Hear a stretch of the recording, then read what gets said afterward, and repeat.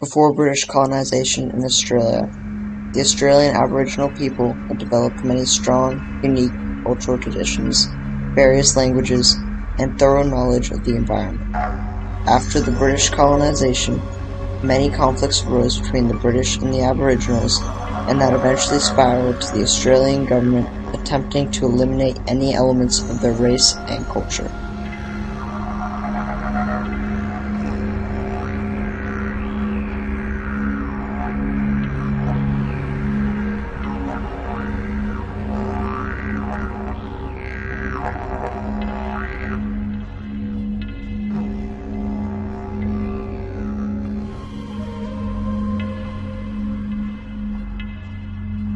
In 1869, Victoria passes the Aboriginal Protection Act, the first threat to the Indigenous Australians' rights.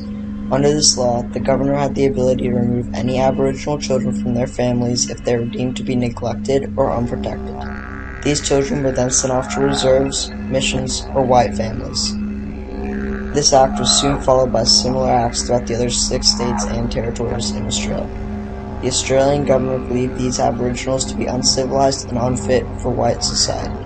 Consequently, the goal of taking these children away was to assimilate them into white society and eradicate their race out of Australian society through breeding over generations. You know the word assimilate? Try and make us white fellas. That's what they did. They don't tell us that we weren't black. They were white. And you're not to mix with any other Aboriginal kids at school. You were to keep to yourself.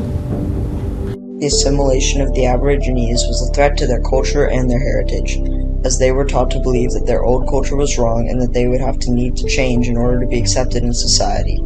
This suppression of many Aboriginal people's cultures grew and continued, gradually giving the government more and more control over them and their societies. In 1897, Queensland passes the Aboriginal Protection and Restriction on the Sale of Opium Act.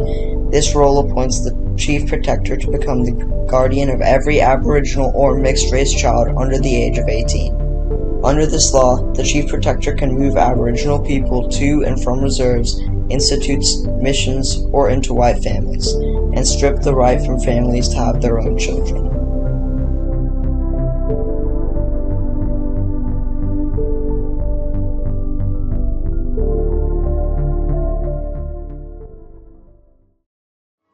Two-year-old Faye was rescued by a territory policeman who found her abandoned. They've been cared for by the Methodist Mission, and now they live in a 15-room mansion. Mr. Deutscher says he believes it's possible to integrate Aboriginals into white families. Christine certainly seems to be proving that Mr. Deutscher is right, and so does Faye. It's all so new to them, and they're still a little wide-eyed. These reserves were intended to keep Aborigines out of white society and reprogram them in an attempt to assimilate them into Australian white society. These kids were made to distance themselves from their own culture and language and adopt Australian white culture.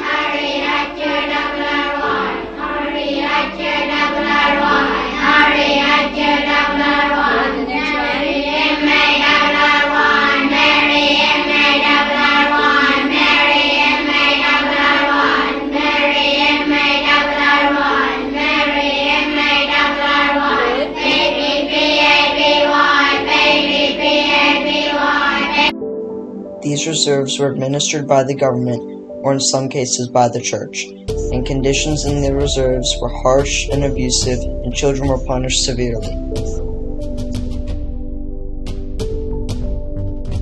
Kinshela Boys Home, located on formerly Aboriginal land in New South Wales, was one of these reserves. Here, children were subject to abuse, hard labor, and attempts to convert them from their heritage. The worst punishment for us was if you spoke back to one of the white staff, you were sent up the line. That means about 60 to 70 kids all stand in a line, and when you went to pass, they all had to hit you.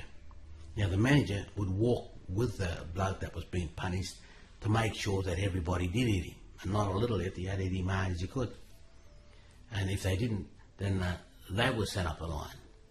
So he'd make sure that 60 or 70 kids hit this bloke, and of course when he got to the other end there'd be blood everywhere, and then it was locked in a little room like a toilet, and fed on bread and water for 3 days. The goal of this home, like many others, was for the full-blood Aborigines to die there, and the mixed-race or half-caste children to learn to identify themselves as a lesser version of white Australians. The abuse of Aborigine rights was not only prominent in the kidnappings of children and the reserves they were sent to, but also for any Aborigines living in Australian society. Aside from facing discrimination and fear in public, throughout many states in Australia, the Aborigines Protection Act allowed the police to control rations to Aborigines, including refusing them rations to persuade them to go to reserves.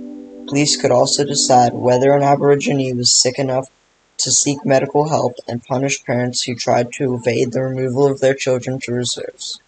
Throughout the 1950s, protests and a growing demand for change, combined with other countries transitioning to more equal rights, led to more light being shown upon the mistreatment of Aborigines to the public. The first state to stop the forcible removal of Aborigines from their homes was Western Australia in 1960, and by 1969, all states had repealed their similar legislation. Later, in 1980, several link-up services are established by the government to attempt to reunite stolen children with their original family. Several more acts were passed in the following years, attempting to undo what damage the Australian government has done.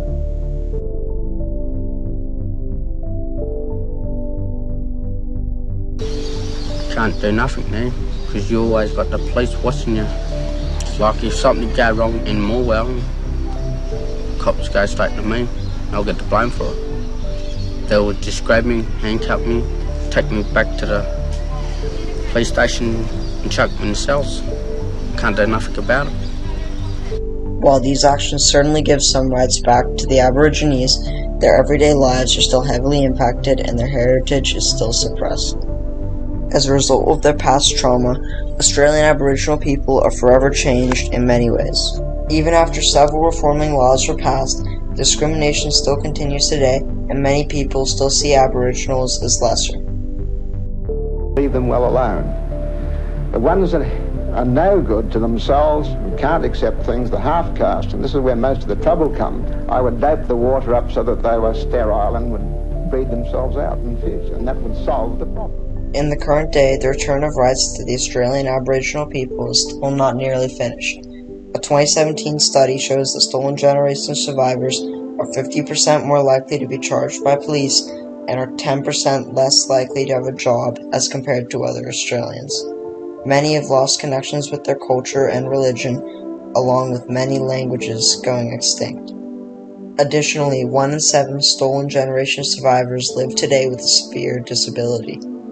Another result is the unreturned right for them to be with their family and difficulties finding their relatives due to name changes made while on the reserves.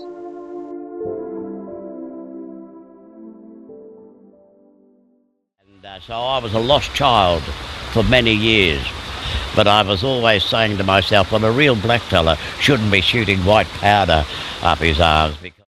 This was the story of the removed rights and harsh responsibilities given to Aboriginal people in Australia throughout the stolen generations, and shows the effects of what these actions have created for the Aboriginal people today.